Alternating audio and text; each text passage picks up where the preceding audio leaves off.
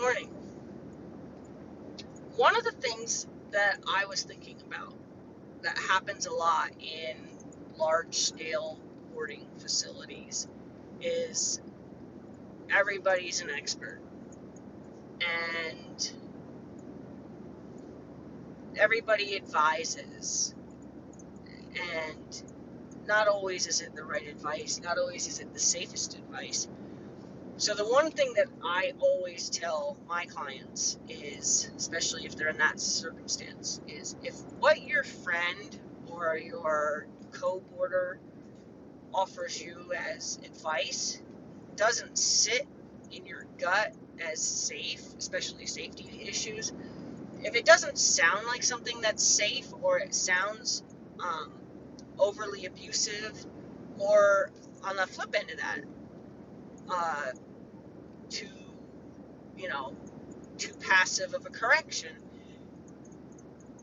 maybe ask somebody else. I like to be somebody that you can ask those questions to, and you don't have to be my student for me to say, yeah, that particular situation required a correction that has a little more bite to it than a correction that is all about it's okay. And believe me, I lean more on the it's okay stage, and my corrections are always fair. But some corrections, especially safety corrections, require a bite. Just like you want your fence line to be safe for your horse to be contained in your fence line, and you use electric fence, your fence is going to bite your horse to explain to your horse the barriers, the boundaries. They only have to get bit once, unless they're Bentley. To know that, okay, touching that is no good, okay? So I use a lot of references to electric fence when I think about the importance of how big of a bite or how impactful of a bite something should have. I don't think if my horse acts fearful of something that I need to correct my horse in a abrupt physical way when I wouldn't want to correct my horses for being afraid. That you can't really correct them for being afraid, and I don't want to fault them for being afraid either. And I don't want them to be, wearing blinders and then just can't handle it anymore and then blow up. I would rather my horses be very obvious about what they're afraid of, communicate with me, hey, through the way they raise their head, the way their eyes get starey, the way their nostrils flare, the way they change their breathing, the way they bob their head up and down at something, the way the one ear cocks, the way their whole head cocks. I want my horses to do all that for me so that I can help them through whatever it is. I can help them understand it if it's something that they've never seen before, or I can help them adjust to something that's changed.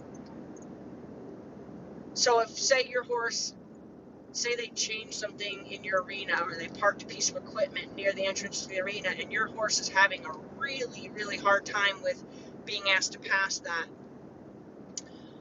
many boarders, and this is just me saying, many self-proclaimed experts will tell you, get after him, don't let him, he knows that gate, get after him.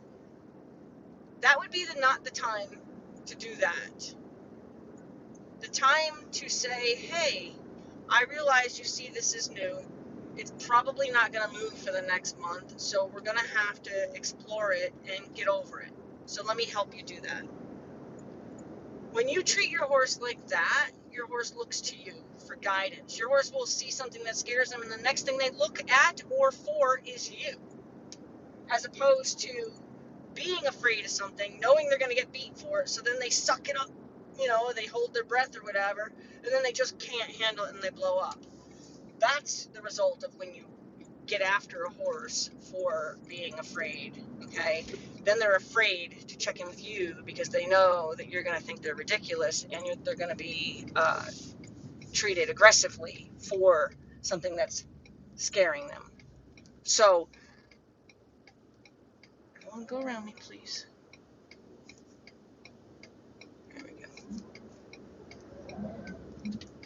I got a big load of hay on, so I can't just cut in front of a motorcycle and not risk killing them. Okay.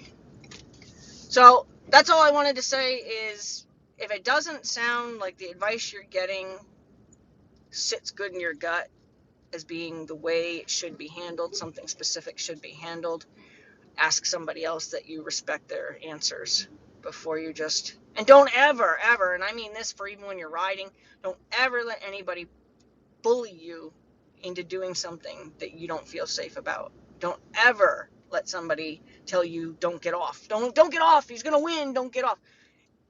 The first time it crosses your mind that you're not safe on that horse, get off that horse.